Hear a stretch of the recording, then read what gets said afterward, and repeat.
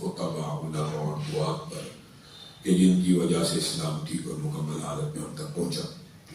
معزز سامعین گرامی قدر، رسول اللہ صلی اللہ علیہ وسلم کی حدیث، رسول اللہ صلی اللہ علیہ وسلم کی سنت کے حوالے سے چند گزارشات آپ کے سامنے رکھ رہے ہیں۔ امید ہے انشاءاللہ آج اس موضوع کو وائنڈ اپ کرنے کی کوشش کریں گے۔ آگے رمضان کی آمد ہے اور چند دیگر موضوعات کو بھی آپ کے سامنے رکھنا مطلوب اور مقصود ہے۔ وہ نیچے سے مطلوب اور مقصود ہے، اور اس کے علاوہ انشاءاللہ سیرت کے ابواب کے حوالے سے بھی چند گزارشات کو رکھنا ہے۔ معزز سامعین گرامی قدر، سنت رسول کی اور حدیث رسول کی جو اہمیت ہے وہ صحابہ کی سنت سے بعد محبتوں کے واقعات آپ کے سامنے رکھ چکے ہیں۔ رسول اللہ صلی اللہ علیہ وسلم کی بات، رسول اللہ صلی اللہ علیہ وسلم کی سنت، اس کے بارے میں جو صحابہ کا اجماعی عقیدہ یہ ہے کہ جب وہ آ جائے تو پھر کسی اور کی بات نہیں چل سکتی۔ خود حضرت عمر، یہ آپ کے سامنے متعدد واقعات رکھ چکا، خود حضرت عمر کی زندگی میں بعض واقعات ایسے ہیں کہ آپ نے کوئی فیصلہ کیا، حتیٰ کہ اس کے بارے میں آپ کو صحیح حدیث کا علم نہیں تھا، لیکن جیسے ہی علم ہوا آپ نے رجوع کر لیا۔ ان میں سے ایک مشہور واقعہ یہ بھی ہے کہ حضرت عمر بیوی کے رشتہ داروں کو کہتے تھے کہ دیت نہیں ملی، یعنی اس سے مراد یہ ہے کہ اگر کوئی خامد فوت ہو جائے تو اس کی دیت میں بیوی کا حصہ نہیں ہے۔ مختصر بات یہ ہے، حضرت عمر کا یہ نظریہ تھا کہ خامد مر جائے تو مرد کے رشتہ داروں کو تو حصہ ملے گا، لیکن بیوی کو اور اس کے رشتہ داروں کو حصہ نہیں ملے گا۔ تو ضحاک بن سفیان رضی اللہ تعالیٰ عنہ ایک مرتبہ حضرت عمر نے ایسا ہی فیصلہ جاری فرما دیا، تو انہوں نے آ کے حضرت عمر کی بارگاہ میں یہ بات پیش کی، اے عمر، میں نے رسول اللہ صلی اللہ علیہ وسلم کی زندگی میں ایک واقعہ سنا، فلاں فلاں فلاں کا خامن فوت ہو گیا، قتل ہو گیا، تو اس کی دیت میں سے رسول اللہ صلی اللہ علیہ وسلم نے بیوی کو بھی حصہ دیا، بیوی کو بھی حصہ دیا۔ تو حضرت عمر نے کوئی چوچرا ود نہیں کی، بلکہ فوراً کھڑے ہوئے خطبہ لیا اور کہا آج کے بعد عمر کا فتویٰ وہی ہے جو حدیث رسول ہے، بات ختم۔ اور حضرت عمر ہی کی زندگی میں حضرت عمر کے پاس مختلف ظاہرہ مقدمات آتے تھے، امیر المومنین تھے۔ بعض مقدمات جب ایسے آئے کہ عورت قتل ہو گئی ہے، عورت تو قتل ہوئی تو اس کی قصاص اور دیت کا قانون آپ سب کو قتل، عورت قتل ہوگی اس کا قصاص بھی ہوگا، اور اگر وہ معاف کر دیں تو دیت ہوگی، لیکن عورت اس حالت میں قتل ہوئی کہ اس کے پیٹ میں بچہ بھی ہے، اس کے پیٹ میں بچہ بھی ہے۔ حضرت عمر فیصلہ کرنے لگے کہ یہ جو حمل ہے اس کے اندر دیت کا اور قصاص کا کیا قانون لاگو ہوگا۔ دیکھیں قصاص بالعموم یہ ہوتا ہے کہ ایک جان کے بدلے میں ایک جان لے لی جاتی ہے، یہاں پہ ایک بندے نے دو جانیں بیک وقت ایک جسم پہ لی ہے، دو الگ الگ قتل کرنا ایک الگ فقہ کا مسئلہ ہے۔ ایک ہی عورت کو قتل کیا اور اس کے پیٹ میں بچہ بھی ہے۔ حضرت عمر فیصلہ کرنے لگے تھے اور حضرت عمر نے منادی کی، کیا کسی کو حاملہ عورت کی دیت کا علم ہے؟ تو جناب حبل نے رضی اللہ تعالیٰ عنہ نے فوراً کہا جی ہاں، حبل بن مالک نے کہ میں نے رسول اللہ صلی اللہ علیہ وسلم سے یہ بات سنی ہے، جو بچہ ماں کے پیٹ کے اندر ہوگا اس کی دیت اور قصاص سے قطع نظر اس کے بدلے میں ایک غلام کو آزاد کروا دیا جائے گا۔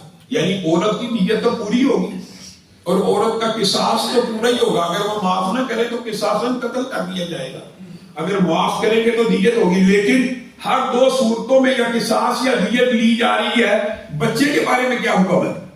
تو جناب حبل بن مالک نے کہا کہ اس کا حکم یہ ہے کہ رسول اللہ صلی اللہ علیہ وسلم نے کہا اس کے بدلے میں غلام کو آزاد کیا جائے گا۔ تو حضرت عمر نے سر جھکایا اور کہا تم نے حدیث رسول ہمارے سامنے پیش کر دی ہے، تو اس کے سامنے عمر کا سر تسلیم خم ہے، عمر اپنے سر کو جھکا دیتا ہے، اور اگر تو حدیث رسول پیش نہ کرتا تو عمر اس سے مختلف فیصلہ نافذ فرماتا۔ اگر تو حدیث رسول پیش نہ کرتا تو عمر اپنی عقل اور فہم یہی بات، یہ جو بات اصل یہ دین ہے، اصل یہ منہج ہے کہ عقل میں کوئی بات آئی ہے یا نہیں آئی، عقل اس سے مخالف فیصلہ کر رہی ہے. جیسے ہی حدیث رسول آ گئی، حضرت علی اسی بارے میں منہج کو سیدھا بیان کر رہے ہیں. حضرت علی کے پاس عورت کا کیس آیا، عورت کو حضرت علی نے سنسار کرنے کا حکم دے دیا. لوگوں نے باتیں بنائی کہ اب وہی باتیں جو آج کے معاشرے میں، جی قرآن میں کہاں ہے سنسار کا حکم، جی قرآن میں کہاں ہے، قرآن میں کہاں. حضرت علی کے کان تک یہ باتیں پہنچ گئی تو حضرت علی نے کہا کسی کے قول کی خاطر چاہے وہ کتنا ہی عظیم کیوں نہ ہو شخص، علی سنت رسول کو نہیں چھوڑ سکتا، اس عورت کو سنسار کیا جائے گا. یہ ہے عقل میں نہ آنے کی اگلی بات حضرت علی نے خود بیان کی ہے. علی اگر عقل اور فہم و فراست کو دین سمجھتا ہوتا، علی حضرت علی خود کہہ رہے اگر علی عقل کو، فہم و فراست کو، انٹلیکچوئلزم کو، جینیسزم کو، ذہانت کو، فطانت کو دین سمجھتا ہوتا تو علی ہمیشہ مسا پاؤں کے نیچے کرتا. علی ہمیشہ مسا پاؤں کے نیچے کرتا. لیکن میں علی نے رسول اللہ صلی اللہ علیہ وسلم کو مسا جرابوں کے اور پاؤں کے اوپر کرتے ہوئے دیکھا ہے. اب بتائیے ایمانداری سے، جتنے بھی ذہین، ضروری نہیں ہوتا شریعت کے ہر حکم کی علت بھی معلوم ہو جائے. لوگ کہتے ہیں علت معلوم ہو جائے تو علت نہیں ہے تو وہ حکم بھی ختم ہو گیا. آج کل معاشرے میں نام دی نہیں ہے، فلسفہ عام کیا. جرابیں انسان چلتا ہے، ایمانداری سے بتائیے کہاں سے گندی ہوتی ہیں؟ نیچے سے. مسا کرنے کا حکم کہاں پہ ہے؟ علت کیا ہے؟ اللہ تعالیٰ جانتے ہیں. ہر حکم کی علت معلوم نہیں ہے. اور آپ حیران رہ جائیں کہ حضرت علی اس دور میں لوگوں کو یہ بات سمجھا رہے ہیں اگر عقل فیصلہ کرتی تو پاؤں کے نیچے مسا ہوتا، لیکن سنت رسول ہے اس لیے علی بھی پاؤں کے اوپر مسا کرے گا. اور حضرت عمر کے دور کے اندر یہ غلام احمد پرویز رضامندی نے ایک دور میں اس حدیث کو بڑا اچھالا تھا حضرت عمر کے اس قول کو، لیکن پورا قول بیان نہیں کرتے. بے ایمان ہے، خیانت کرتے ہیں. حضرت عمر نے کہا تھا اب امن ہو گیا، اب ہم کمزور نہیں رہے، اب ہمارے بازوؤں میں طاقت آ گئی ہے. جب مدینہ کی طرف ہجرت کی مہاجرین تھکے ہارے ماندے ظلمتوں کو ستائے ہوئے چکی میں پسے ہوئے، تو جب عمرے کا موقع آیا تو رسول اللہ صلی اللہ علیہ وسلم نے کفار مکہ اور قریش مکہ کی باتیں سنی تھی کہ کمزور ہو گئے ہیں، بزدل ہو گئے ہیں، تندرست نہیں رہے، بیماری نے آن گرا. تو رسول اللہ صلی اللہ علیہ وسلم نے کیا حکم دیا تھا؟ کندھوں کو ننگا کر لو احرام میں. یہ رسول اللہ کی سنت ہے. دائیں کندھوں کو ننگا کرو، جو کندھے عوام کی طرف ہوتے ہیں ان کو ننگا کر لو، اور اپنے بازوؤں کو اس انداز میں گھماؤ کہ ان کو محسوس ہو کہ تمہارے بازو طاقتور ہیں. اور ذرا پاؤں اس طرح زمین پہ رکھنا جیسے پہلوان رکھتے ہیں، چھوٹے چھوٹے قدم، جیسے کبڈی کے اندر آپ پہلوانوں کو چلتے ہوئے دیکھتے. رسول اللہ صلی اللہ علیہ وسلم نے یہ حکم ایک علت کے تحت دیا تھا. یہاں پہ علت معلوم ہے، یہاں پہ وجہ معلوم ہے. شریعت کے ہر حکم کی علت معلوم ہونا ضروری نہیں ہوتا. سمعنا واطعنا کا کلیہ اسلام میں، لیکن یہاں پہ تو معلوم ہے کہ کیا دکھانا تھا؟ طاقت دکھانی تھی، قوت دکھانی تھی. وہ قریشیوں کے ذہن میں جو مغالطہ تھا مہاجرین اور مسلمانوں کے بارے میں، اس کو ظاہر کرنا تھا. ایک عرصہ گزر گیا، حضرت عمر نے کہا یہ وجہ ختم ہو گئی ہے، کفار بھی نہیں رہے، قریش بھی نہیں رہے. بس اتنا بیان کر کے کہتے ہیں کہ یہ منکرین حدیث دیکھیں جی علت ختم ہو جائے حکم ختم ہو جاتا، لیکن اگلا جملہ نہیں پیش کرتے. علم عام ہو گیا. تو عمر نے کہا علت ختم ہو جائے لیکن رسول اللہ کی سنت کو نہیں چھوڑا جا سکتا. آج بھی 1400 برس بیت گئے، آپ نے احرام پہننا ہے، اور احرام پہن کے جب طواف کی ابتدا کرنی ہے کندھے ننگے کرنے ہیں کہ نہیں کرنے؟ اب تو علت ہی نہیں رہی، اب تو ضرورت ہی نہیں رہی کندھے ننگے کرنے کی. یہ بات نہیں ہے دین میں، شریعت میں. جو رسول اللہ صلی اللہ علیہ وسلم نے کہہ دیا، جو رسول اللہ صلی اللہ علیہ وسلم نے کر دیا، علت معلوم ہو نہ ہو، علت ختم ہو جائے نہ ہو، وہ حکم قیامت تک جاری رہنا. اللہ کو نہیں پتا، رسول اللہ کو نہیں پتا. حضرت عبداللہ ابن عمر کے پاس لوگ آتے تھے فتوا لینے، اور یہ بات ایک واقعہ کے متعدد واقعات ہیں، متعدد واقعات۔ آپ حج تمتع کے بارے میں کیا کہتے ہیں؟ حج تمتع رسول اللہ کی سنت ہے، فتوا دیا کرتے تھے۔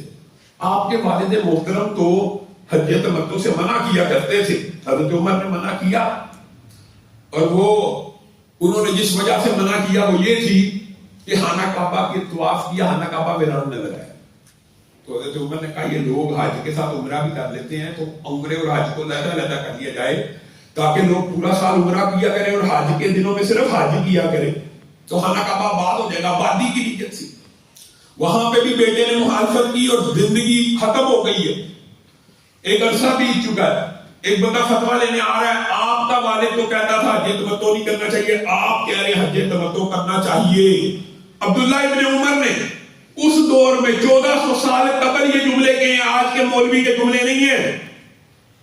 کہا ایک بات میرا باپ کہے، یہ حضرت عبداللہ ابن عمر کا قول ہے، ایک بات میرا باپ کہے اور دوسری بات رسول اللہ صلی اللہ علیہ وسلم کہیں، بتا تو کس کی بات کو مانے گا؟ وہ شخص بے اختیار ہو کے بول پڑا رسول اللہ کی بات کو مانوں گا۔ تو عبداللہ ابن عمر نے کہا پھر سن لے، حج تمتع رسول اللہ کی سنت ہے۔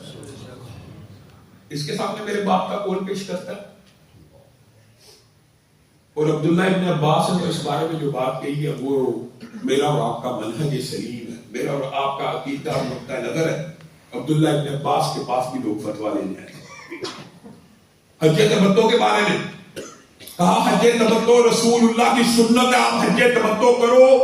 تابعی کے منہ سے، اور بعض روایت میں ہو سکتا صحابی ہو، اس کے منہ سے نکل گیا ابو بکر و عمر کا تو اعلان تھا اور ان کی خواہش تھی اور ان کا ارادہ تھا اور ان کا نقطہ نظر تھا اور ان کی صداقت تھی اور ان کا اجتہاد تھا اور ان کا قول تھا کہ حج تمتع نہیں کرنا چاہیے تاکہ پورا سال خانہ کعبہ آباد رہے۔ عبداللہ ابن عباس کا جملہ مولوی کا جملہ نہیں ہے، لوگ سمجھتے ہیں آج کل کیا لیڈیسوں نے جملے بنائے ہوئے۔ کہا آسمان سے پتھر کیوں نہیں برس رہے اور تم زمین کے اندر گڑ کے نہیں جاتے، آسمان سے عذاب کیوں نازل نہیں ہو رہا؟ میں تمہیں کہتا ہوں کہ رسول اللہ کی سنت ہے، تم کہتے ہو ابو بکر و عمر کا یہ فتویٰ ہے۔ ابو بکر و عمر رکیے غور کیجیے، میں کہتا ہوں رسول اللہ کا عمل یہ ہے، میں کہتا ہوں رسول اللہ کا حکم یہ ہے، میں کہتا ہوں رسول اللہ نے حج تمتع کیا، تم کہتے ہو ابو بکر و عمر نے منع کیا۔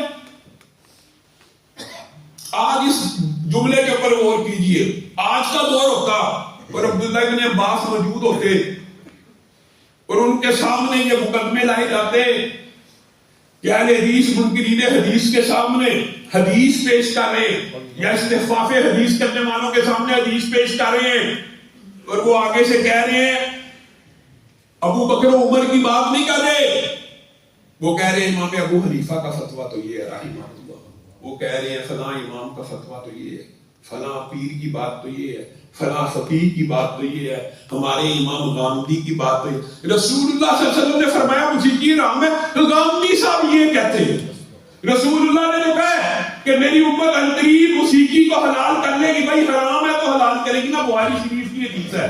غامدی صاحب تو کہتے ہیں قرآن میں نہیں ہے کہیں بھی موسیقی، مرزا دہلوی صاحب کے نزدیک تو موسیقی آپ کو رسول اللہ کا فرمان دکھایا جا رہا اور آپ اس کے بدلے میں غامدی اور مرزا دہلوی کو پیش کر رہے ہیں۔ اور عبداللہ ابن عباس کہہ رہے ہیں تمہارے اوپر آسمان سے پتھروں کی بارش کیوں نہیں ہو رہی؟ میں تمہیں کہتا ہوں رسول اللہ کی سنت ہے حج تمتع، اور تم کہتے ہو ابو بکر و عمر نے روکا۔ اگر رسول اللہ کی بات کو ابو بکر و عمر کے فتوے کی وجہ سے نہیں چھوڑا جا سکتا تو رسول اللہ کی بات کو کسی غامدی کے فتوے کی وجہ سے بھی نہیں چھوڑا جا سکتا۔ امت میں کوئی ایسا شخص نہیں ہے، کوئی ایک ایسا شخص نہیں ہے کہ جس کی بات کی وجہ سے رسول اللہ کی بات کو چھوڑا جائے۔ آپ یہ بات کرتے ہیں صحابہ نے تو اپنے ساتھیوں کی جو ٹریننگ اور تربیت کی ہے وہ اعتراض سے بھی بچنے کی ہے۔ ایک صحابی کے سامنے یہ حدیث پیش کی گئی، عمران بن حسین اور عبداللہ ابن عمر کے بعض واقعات آپ کے سامنے۔ عمران بن حسین نے کہا کہ جناب حیا خیر ہی لاتی ہے، حیا خیر ہی لاتی ہے، حیا انسان کے اندر جس کے اندر بھی ہو حیا خیر ہی لاتی ہے. تو جناب بشیر بن کعب سامنے بیٹھے ہیں رضی اللہ تعالیٰ عنہ، وہ کہتے ہیں میں نے پڑھا ہے بعض حیا جو ہوتی ہے وہ وقار لے کے آتی ہے اور بعض حیا بزدلی کی وجہ سے ہوتی ہے. حکما کا قول ہے. کوئی یہاں پہ ایک حدیث کی ٹرانسلیشن ہو رہی ہے، تشریح ہو رہی ہے، اس کو کھول کے بیان کرنے کی ایک صاحب کوشش کر رہے ہیں. عمران بن حسین کہتے ہیں افسوس ہے تجھ پہ، میں تجھ سے رسول اللہ کی حدیث بیان کرتا ہوں تو اپنی کتابوں کی بات لے کے آتا ہے. میں کہتا ہوں حیا ہمیشہ خیر ہی لاتی ہے، تو کہتا ہے حیا کی دو قسمیں. میں کہتا ہوں رسول اللہ صلی اللہ علیہ وسلم نے کہا حیا ہمیشہ خیر ہی لائے گی، تو آگے اس کی تشریح کرتا ہے کہ بعض حیا بزدلی بھی ہوتی ہے، بعض لوگ بزدلی کی وجہ سے حیا شو کرتے ہیں. تو اس حدیث کی تشریحات اپنی کتابوں کی وجہ سے کرے گا، ناراض ہو کے چل دیے، ناراض ہو. صحابہ نے اپنے ساتھیوں کی تربیت. عبداللہ ابن عمر کہتے ہیں جب بھی کوئی شخص اٹھے، دیکھیں یہ تو سوال کا پیدا ہو جانا چمبے کی بات نہیں تھی، لیکن ٹریننگ اور تربیت کی بات ہے. کہا میں نے رسول اللہ صلی اللہ علیہ وسلم سے سنا ہے جو بھی سو کے اٹھے، جو بھی سو کے اٹھے، جو بھی، یہ بھی آپ نے سنت کو اپنانا ہے. آج کے بعد اس کا بھی ارادہ کیجیے، جب بھی سو کے اٹھیے، جب بھی، تھوڑی نیند ہو بڑی نیند ہو، تم میں سے جب بھی کوئی سو کے اٹھے تو 3 مرتبہ اپنے ہاتھوں کو دھوئے. رسول اللہ صلی اللہ علیہ وسلم کا حکم ہے، سنت ہے، حدیث. یہ حدیث کو بیان کیا جائے کہ تم میں سے کوئی بھی اٹھے سو کر تو کسی بھی پانی یعنی کسی بھی برتن کے اندر ہاتھ ڈالنے سے پہلے، کسی بھی کھانا کھانے سے پہلے، کسی بھی چیز کے اندر ہاتھ ڈالنے سے پہلے ہاتھوں کو 3 مرتبہ. ایک صحابی پاس بیٹھے اور انہوں نے کہا دھونے کے لیے اگر پانی دھونے کے لیے اگر پانی کا نلکا نہ ہو، یعنی حدیث کے الفاظ ان کو بظاہر یہ لگے کہ کسی چیز میں ہاتھ نہیں ڈالنا، اس سے پہلے دھونے، تو کہنے لگے ایک ہو پانی کا ہور ہو، یعنی پانی کا ہور ہو تو کیا اس کے اندر ہاتھ ڈالے جا سکتے؟ عبداللہ ابن عمر کے چہرے کی رنگت بدل گئی. کہنے لگے میں تجھے حدیث پیش کرتا ہوں، تو آگے ہے معارضہ پیش کرتا ہے، تو اس کے اندر شک اور شبہ پیدا کرنا چاہتا ہے کہ حوض بھی ایک برتن ہے. مراد یہ ہے کہ رسول اللہ نے چونکہ کہہ لیا کہ کسی بھی برتن میں ہاتھ ڈالنے سے پہلے 3 مرتبہ دھونے ہیں، تو لوگوں کے ذہن میں یہ اشکال ڈالنا چاہتا ہے کہ حوض جو ہے وہ بھی ایک برتن نما ہے اور اس کے اندر سے ہاتھ دھو دیے تو پھر یہ حدیث چاہے غلط ملت ہو جائے گی. اشکال پیدا کرنا چاہتا ہے. میں تجھے کہتا ہوں جب بھی تو سو کے اٹھے تو ہاتھ دھو. یہ کیا اعتراض ہے کہ برتن میں سے دھونے ہیں، حوض میں سے دھونے ہیں، کس میں سے دھونے ہیں؟ یہ بات نہیں ہے. حکم دھونے کا ہے، اصل اہمیت دھونے کی ہے.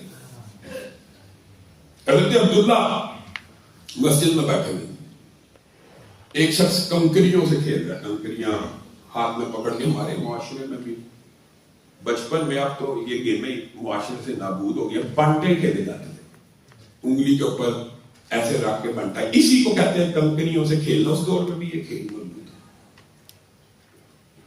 تو عبداللہ نے کہا میں نے رسول اللہ صلی اللہ علیہ وآلہ وسلم سے سنا کہ کنکریوں سے ایسے نہیں کھیلنا چاہیے، کہ ایسے کھیلنے سے کنکری کسی کو لگ سکتی ہے، کسی کو چوٹ لگ سکتی ہے. اور یہ کنکریاں ایسے دشمن کو بھی اگر ماری جائیں تو اس سے وہ زخمی نہیں ہوتا، آنکھ پھول جاتی ہے، ہونٹ پھٹ سکتے، کوئی زیادہ نقصان نہیں ہوتا. اس لیے اس سے باغ آ جا. وہ شخص باغ نہ آیا تو عبداللہ مسجد النبی سے اٹھ کے چل پڑے اور کہا میں ڈرتا ہوں تیرے پر عذاب نہ آ جائے. میں رسول اللہ صلی اللہ علیہ وسلم کی تجھ سے حدیث بیان کرتا ہوں اور تو آگے سے رکتا نہیں. عبداللہ ابن عمر نے اپنے گھر والوں کو، مسجد والوں کو اکٹھا کیا. اور یہ بھی آج کل کا المیہ ہمارے معاشرے کا بہت بڑا. ہمارے معاشرے میں عورت کو شادی بیاہ پہ بازار میں جانے کی اجازت ہے، شاپنگ کی اجازت ہے، ڈرائیوروں کے ساتھ گھومنے پھرنے کی اجازت ہے، گاڑیاں چلانے کی اجازت ہے. لیکن عورت اگر مسجد میں تراویح پڑھنے کے لیے آنا چاہتی ہے، اعتکاف کے لیے آنا چاہتی ہے، جمعہ پڑھنے کے لیے آنا چاہتی ہے، مسجد میں باجماعت نماز کو ادا کرنے کے لیے آنا چاہتی ہے، مسجد میں جنازے کے لیے حاضر ہونا چاہتی ہے، مسجد میں کلاس پڑھنے کے لیے آنا چاہتی ہے، مسجد میں فہم قرآن اور حفظ قرآن کی کلاسیں یا ٹیچنگ کرنا آنا چاہیے، یا عورتوں کو مسجد میں نہیں جانا چاہیے، فتنہ بازار میں جانا فتنہ نہیں ہے، مسجد میں عورت کا جانا فتنہ ہے۔ عجیب معاشرے کا فلسفہ۔ بازار سے آپ روک نہیں سکے، مسجدوں سے آپ روکتے ہیں۔ اللہ کی قسم، بچوں کی صحیح پرورش اور بچوں کی تربیت کا ذمہ تو عورت کے اوپر ہے، اور اگر آپ عورتوں کو مسجدوں سے کاٹ دو گے، جو ہمارے معاشرے نے کاٹ دیا، یہ جو مساجد میں آپ کو عورتیں نظر آتی ہیں، یہ صرف تحدیث نعمت کے طور پہ کہہ رہا ہوں، فخر کے لیے نہیں، ابلاغ کے لیے، دان کے لیے نہیں، سمجھانے کے لیے کہہ رہا ہوں، صرف اہل حدیث مکتبہ فکر کے کی مساجد ہے جہاں پہ آج بھی عورتیں آتی ہیں، اور اہل حدیث مکتبہ فکر کے اندر بھی عورتوں کا آنا کام ہوتا جا رہا ہے۔ ہم نے اللہ کے فضل و کرم سے پوری ایک عمارت عورتوں کے لیے بنائی ہے، اور اس طرح بنائی ہے کہ سڑک کا درمیان میں فاصلہ اسپیکر لگے ہوئے، اختلاط نہ ہو، مخلوط نہ ہو، اللہ کی انڈیپینڈنٹ عورتیں بیٹھی ہوں، آپ کو نظر بھی نہیں آ رہی، کیا حرج ہے اس میں؟ انہی عورتوں نے آپ کے بچوں کی تربیت کرنی ہے، انہی عورتوں نے اصلاح کرنی ہے۔ عبداللہ ابن عمر لوگوں کو اکٹھا کر کے درس دیا کرتے تھے، اور درس دیا اور کہا اللہ کی بندیوں کو مسجدوں میں آنے سے مت روکو، مت روکو، مت روکو۔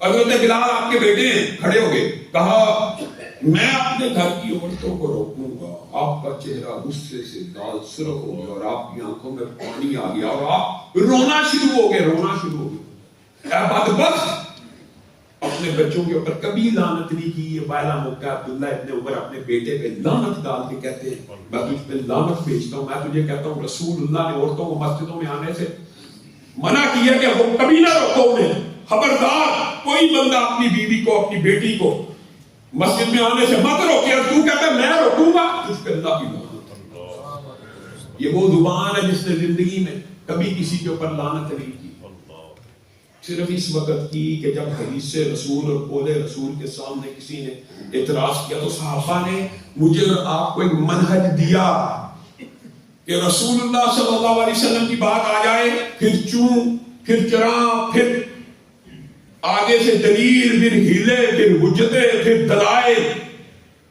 پیش نہیں کیے جا سکتے۔ رسول اللہ صلی اللہ علیہ وسلم کی بات جیسے ہی آئے گی ویسے ہی سر تسلیم میں ہم کر دیا جائے گا۔ حتیٰ کہ صحابہ تو رسول اللہ صلی اللہ علیہ وسلم کی سنتوں سے ایسے پیار کیا کرتے تھے، یہ تو ایک طویل بات ہے، بڑا لمبا بات، واقعات آپ کے سامنے رکھ چکا ہوں۔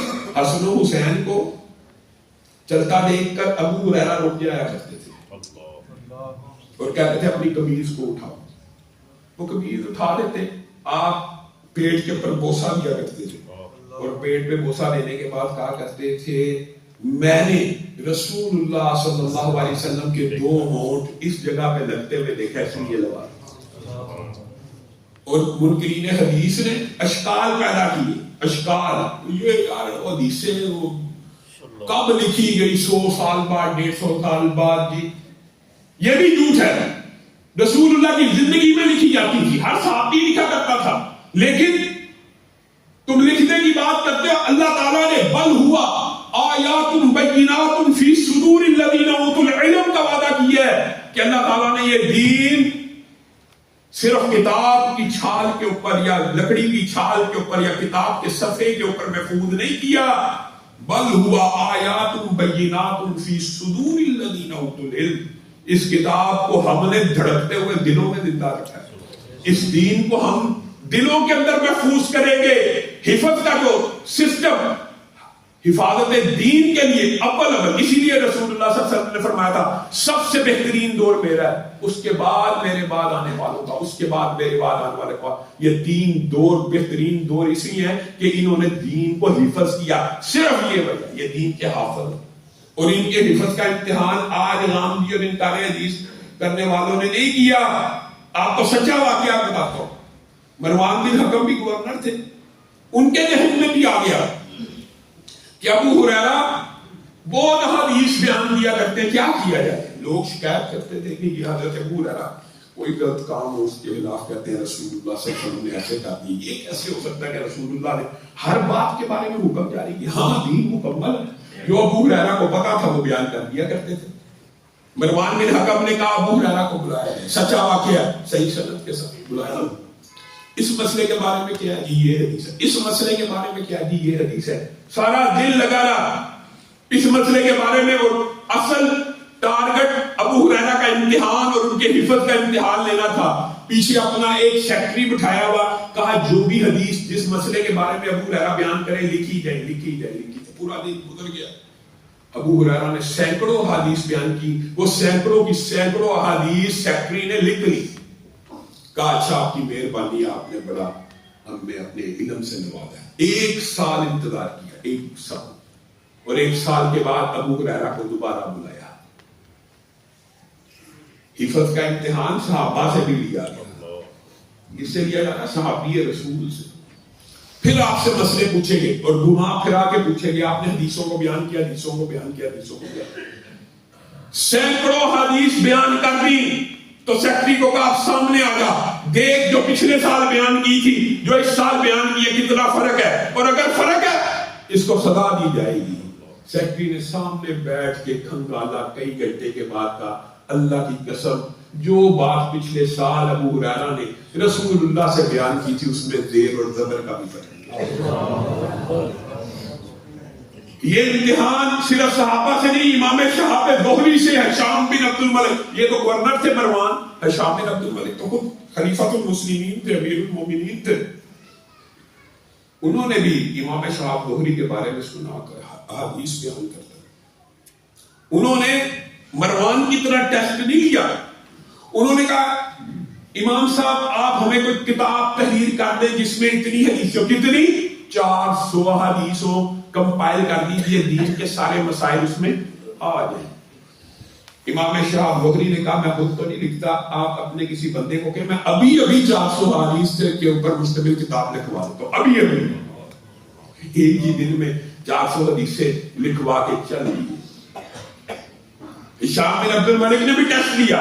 مروان نے لیا تھا ابو ہریرہ کا، ہشام نے لیا امام شہاب زہری کا. 1 سال بعد بلایا اور کہا وہ جو کتاب پچھلے سال آپ لکھ کے دے کے گئے تھے وہ گم ہو گئی ہے. بڑا افسوس ہو گیا، دین کا خزانہ ختم ہو گیا. امام شہاب زہری مسکرانے لگے. کہا سیکٹری کو بلائیے دوبارہ لکھ دیتے. 400 احادیث دوبارہ لکھی. اس نے پچھلا مسودہ منگوایا اور کہا اس سے ٹیلی کیا جائے. 400 کی 400 احادیث میں ایک زیر زبر کا فرق نہیں. گاندھی اور انکار حدیث کرنے والوں نے دین کو کیا سمجھا کہ اللہ تعالیٰ نے ویسے دین کی حفاظت کے لیے رجال پیدا کیے، بندے پیدا کیے. اور ٹیسٹ امام بخاری کا بھی ہوا. اور امام بخاری کا دور تو وہ ہے جب حفظ سمجھے ناپید ہوتا جا رہا تھا. یہ اول 3 دور تھے جہاں پہ حفظ کے ذریعے رسول اللہ صلی اللہ علیہ وسلم کی حدیث کو، قرآن کو، ہر چیز کو محفوظ کر دیا گیا. پھر اس کے بعد کتابوں کا دور ہے. آپ تو کمپیوٹر کا دور ہے. علم حفظ کی طرف سے اٹھتا چلا جا رہا ہے جو وقت گزرتا جا رہا ہے. کتابوں کے اوپر نقش رہ گیا. لیکن امام بخاری کے دور میں بھی امام بخاری کا بھی امتحان ہوا. اور ان کا ابو ہریرہ کا اور جناب شہاب زہری کا امتحان لینے والے تو حکمران تھے اور امام بخاری کا امتحان لینے والے علماء تھے. امام بخاری آئے سمرقند و بخارا سے بغداد میں. علماء نے آپ کی بڑی شہرت سنی تھی. کہا امام بخاری کا امتحان لینا چاہیے، ان کے حافظے کا، ان کی باتوں کا، ان کی حدیث کی جمع تدوین. انہوں نے ایک پلان بنایا کہ ہم میں سے ہر شخص 10 حدیثیں امام صاحب کے سامنے پڑھے گا اور 10 بندے صرف 100 حدیث پڑھے گا. ہر بندہ 10 حدیثیں امام صاحب کے سامنے پڑھے گا اور امام صاحب سے پوچھے گا اور ہم کریں گے یہ کسی کی سند میں ایک راوی بدل دیں گے، کسی کے متن میں ایک لفظ بدل دیں گے. یعنی کسی کا متن میں ایک لفظ آگے پیچھے کر دیا، انما المعلوم بالنیات کی جگہ کوئی اور لفظ آگے پیچھے، انما کی جگہ اتنا لگا دیں گے، صرف لفظ بدل دیں گے. اور سندوں میں کسی ایک راوی سے ملتا جلتا نام ڈال دیں. پہلا شخص آیا 10 حدیثیں پڑھی 10 سندوں کے ساتھ. امام بخاری ہر حدیث سننے کے بعد کہتے ہیں مجھے اس حدیث کا علم نہیں ہے، مجھے اس حدیث کا علم. لیکن جب کوئی اگلا شخص آیا اس نے 10 پڑھی، امام بخاری کہتے جا رہے مجھے اس حدیث کا علم نہیں ہے، مجھے اس. لیکن ان کو سمجھ آ گئی کہ میرا ٹیسٹ ہو رہا ہے. ان کو یہ بات سمجھ آ گئی. جب 10 کے 10 افراد نے 10 حدیثیں پڑھ لی اور امام بخاری نے پوری 100 کی 100 حدیثوں کے بارے میں کہا میں نے ان میں سے ایک بھی نہیں سنی، اور پھر کہا اس پہلے شخص کو بلاؤ جس نے پہلی حدیث اس سند کے ساتھ پڑھی ہے، اس کی سند یہ ہے اور اس کا متن یہ ہے اور یہ حدیث صحیح ہے، دوسری جو حدیث تم نے پڑھی تھی اس کی سند یہ ہے، اس کا متن یہ ہے اور یہ حدیث صحیح ہے. 100 کی 100 حدیثیں صحیح سند اور صحیح متن کے ساتھ پڑھ کے سنا دی. آپ نے کیا سمجھا دین اور شریعت کو؟ اللہ تعالیٰ نے دین نازل کیا، اللہ تعالیٰ نے رسول اللہ صلی اللہ علیہ وسلم کی حدیث نازل کی، اللہ تعالیٰ نے رسول اللہ کی زندگی تیرے اور میرے لیے نمونہ بنائی ہے، لیکن نمونے کو سیو نہیں کیا، سیمپل محفوظ نہیں کیا. رسول اللہ کے صبح شام دوپہر سیف نہیں ہے، اللہ ویسے ہی کہتا چلا جاتا اس کی پیروی کرو، اس کی پیروی کرو. کس کی پیروی کرو جو محفوظ ہی نہیں؟ ایک ایک لمحہ محفوظ ہے، صحابہ نے ایک ایک لمحہ محفوظ کیا. اللہ رب العزت انکار حدیث کے فتنے سے اس معاشرے کی اس قوم کی جان چھڑوائے. جو کہا گیا جو سنا گیا اس کو سمجھنے کی توفیق دے.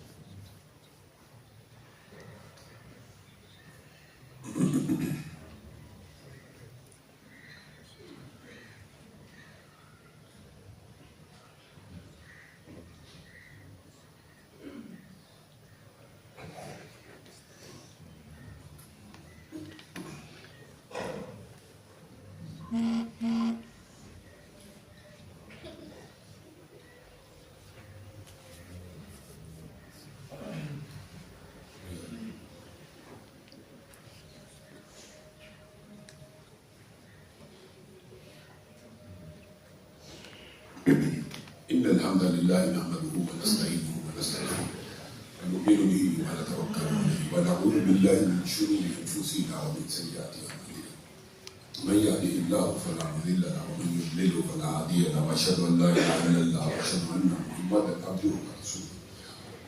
أما بعد فإن خير الحديث كتاب الله وخير الهدي هدي محمد صلى الله عليه وسلم وشر الأمور محدثاتها وكل محدثة بدعة وكل بدعة ضلالة وكل ضلالة في النار. محترم سامعین گرامی قدر، رجب کا مہینہ ختم ہو رہا ہے اور رجب کے مہینے میں 22 رجب کو ہمارے معاشرے میں ایک گروہ ہے جو رجب پہ کونے کرتا ہے اور اس کی نسبت امام جعفر صادق کی طرف کرتا ہے. یہ بات یاد رکھیے گا، امام جعفر صادق کی جو پیدائش اور وفات ہے وہ رمضان کی اور شوال کی ہے. ان کنڈوں کا حضرت امام جعفر صادق رحمہ اللہ کے ساتھ سرے سے کوئی تعلق نہیں. ہاں خود ان کی کتابوں میں ان کے علماء نے لکھا کہ 22 رجب کو چونکہ سیدنا امیر معاویہ امیر شام اور امیر المومنین کا انتقال ہوا تو ان کی وفات کی خوشی میں ہم کنڈے کرتے اور ہم نظروں اور نیازوں کو بانٹتے. یاد رکھیے یہ جو آپ کو مبالغہ ڈالا جاتا ہے کہ امام جعفر صادق کے کنڈے ہیں، اگر ان کے بھی ہوں تو بھی اسلام میں جائز نہیں، تو بھی جائز نہیں ہے. لیکن حقیقت بات یہ ہے کہ سیدنا امیر معاویہ سے جو بغض ہے 1400 برس بیت چکے ہیں، آج تک وہ بغض ختم نہیں ہوا. اس عظیم شخصیت سے بغض ہے جس کو رسول اللہ صلی اللہ علیہ وسلم نے صحیح احادیث میں دعائیں دی ہیں. اللہم اجعلہ ہادیا و مہدیا واہدی بھی، اللہ ہادی بنا، مہدی بنا اور اس کے ذریعے لوگ ہدایت پکڑے. اللہم علم معاویہ الکتاب والحساب وقہ العذاب، اللہ تعالیٰ معاویہ کو حساب کا علم دے، کتاب کا علم دے اور اس کو عذاب سے بچا. جس بندے کے بارے میں رسول اللہ کہہ رہے اس کو عذاب سے بچا. اور پھر وہ معین جنتی ہے. ام حرام بنت ملحان کے گھر رسول اللہ سوئے ہیں، اچانک مسکراتے ہوئے اٹھ رہے. ام حرام بنت ملحان کہتی ہے آپ کیوں مسکرا رہے؟ کہا میں نے ایک لشکر کو دیکھا ہے بحری جہازوں کے اوپر بیٹھا ہوا. تو کہا مسکرانے کی کیا بات ہے؟ کہا وہ پورے کا پورا لشکر جنتی ہے. اور امیر البحر ایڈمرل سیدنا امیر معاویہ اس بحری بیڑے کے امیر ہیں اور اس بحری بیڑے کے سب سے پہلے سپہ سالار ہیں اس کی کیا دلیل ہے؟ اس کی دلیل یہ ہے کہ ام حرام بنت ملحان نے رسول اللہ سے کہا تھا اے اللہ کے رسول میرے لیے دعا کیجئے میں اس لشکر میں شامل ہو کے شہید ہو جاؤں. تو رسول اللہ نے کہا تھا آپ اسی لشکر میں شہید ہوں گی. اپنی زندگی کے اندر ام حرام بنت ملحان کو صحابہ کیا کہا کرتے تھے؟ شہیدہ بحر. ایسی شہیدہ جو سمندری جہاد میں شہید ہوگی. اور وہ کس جہاد میں شہید ہوئی؟ سیدنا امیر المومنین کی قیادت میں جنگ کرتے ہوئے اسی بحری بیڑے میں سیدہ ام حرام بنت ملحان شہید ہو. وہ پورا بحری بیڑا جنتی ہے. سیدنا امیر معاویہ معین جنتی ہیں, رضی اللہ کے حقدار ہیں, حنین کی دعا کے حقدار ہے, حنین کی جنگ میں شریک ہے, حنین کی قرآن کی آیت کے حقدار ہے. اس حدیث کا مصداق ہے کہ جہاں پہ رسول اللہ باہر آ کے کہتے ہیں تم پہ اللہ سفر کرتا اپنے فرشتوں کے ہمراہ, اس مجلس میں سیدنا امیر المؤمنین سیدنا امیر معاویہ شامل ہے. وہ امیر معاویہ جس کے ہاتھ پہ یہ جو ٹھنڈے کارے ہیں نا, ان کے دو امام معصوم امام جو کہتے ہیں امام معصوم الخطا ہے, ان کے امام حسن نے اس سیدنا امیر المومنین کے ہاتھ کے اوپر بیعت کی اور ان کو امیر المومنین مانا. اور 20 برس سیدنا حسن و حسین ان کی عمارت میں زندہ رہے. کوئی ایک جملہ, کوئی ایک لفظ, کوئی ایک جنگ ان کے خلاف ثابت ہے تو بتا دیجیے. آپ کے امام بھی جو معصوم الخطا ہیں وہ سیدنا امیر المومنین حضرت امیر معاویہ کو اپنا حاکم شرعی ولی امر اور امیر المومنین مانتے ہیں. تیرے میرے نام ماننے سے کیا فرق پڑ جائے؟ ایسی حکومت کی بنیاد رکھی کہ زمین کی پشت کے اوپر, اگر آپ آج غور کریں نا تو یہ مبالغہ نہیں ہے, پڑھ لیجئے گا. بنو امیہ نے جو فتوحات مسلمانوں کے لیے کی ہیں, بنو امیہ کو ایک شخص جیلوں میں بیٹھا ہوا ہر روز گالیاں دیتا ہے. اس بدبخت کو یہ پتہ نہیں جس خطے میں یہ بیٹھا ہوا ہے یہ بھی بنو امیہ نے فتح کیا. اور بنو امیہ کی فتوحات اتنی عظیم ہے, 1300 برس گزر گئے نا بنو امیہ کو, تقریباً 1 انچ بھی مسلمانوں نے اس کے بعد فتح نہیں کیا. 1 انچ. یہ اتنے جلیل القدر اصحاب ہیں اور اتنے جلیل القدر خاندان ہیں, ان کے بارے میں ہر وقت ہردہ سرائی کرنا اور سیدنا امیر معاویہ کے بارے میں زبانوں کو دراز کرنا. میں آپ کو بارہا یہ بات کہتا ہوں, یہ مسئلہ اصل میں سیدنا امیر معاویہ کا ہے ہی نہیں, یہ اصحاب رسول سے بغض اور دشمنی ہے. امیر معاویہ اگر حضرت ابو بکر جتنے متقی بن جائیں, حضرت عمر جتنے متقی بن جائیں, تو کیا حضرت ابو بکر روافض کی زبان سے بچے ہیں؟ حضرت عمر بچے ہیں, امی عائشہ بچی ہیں, امی حفصہ بچی ہیں, ام حبیبہ بچی ہیں. عجیب فلسفہ ہے. رسول اللہ صلی اللہ علیہ وسلم کے تینوں سسر عمر, ابو بکر, ابو سفیان برے. رسول اللہ کی تینوں بیویاں عائشہ, حفصہ, ام حبیبہ بری.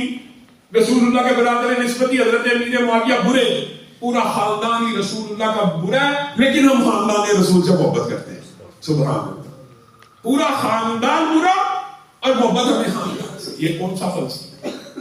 یاد رکھیے گا, آج علم عام ہو گیا, آج علم پھیل چکا ہے. پہلے میں یہاں پہ بیٹھ کے یا علماء یہاں پہ بیٹھ کے یہ کہتے تھے حضرت ابو بکر عمر کو نہیں مانتے ہو, یار جھوٹ بول دے مولوی. شیعہ حضرت ابو بکر عمر دی, رافضی حضرت ابو بکر عمر دی بڑی عزت کرتے ہیں. وہ اسد اللہ یاری بیٹھا ہوا ہے, اعلانیہ ہر روز چیلنج کرتا ہے کہ ابو بکر عمر کے ایمان میں مجھ سے مناظرہ کر لو. تو اس سے ابو بکر عمر کے ایمان میں مناظرہ نہیں, مباہلہ ہوگا. کوئی اہل تشیع پوری دنیا کے اندر اگر موجود ہے تو احسان الہی ظہیر کا یہ بیٹا ادنا صاحب طالب علم یہ بات کہتا ہے, ادھر آ او دل پر ہنر آزمائے, تو تیر آزما ہم جگر آزمائے, مناظرہ نہیں. احسان الہی ظہیر کا یہ بیٹا مباہلے کے لیے تیار ہے کہ ابو بکر و عمر جنتی ہے, اگر تیرا یہ عقیدہ نہیں ہے تو ہم سے مباہلہ کر لے. بات ہے تب مناظرے کی کیا بات ہے, مباہلہ کر لے تاکہ اسی دنیا کے اندر فیصلہ ہو جائے کون حق کے اوپر ہے اور کون باطل کے اوپر. اللہ تعالیٰ ہماری زبانوں کو صحابہ کا احترام نصیب فرمائے. سبحان ربک رب العزت عما یصفون وسلام علی المرسلین والحمد للہ.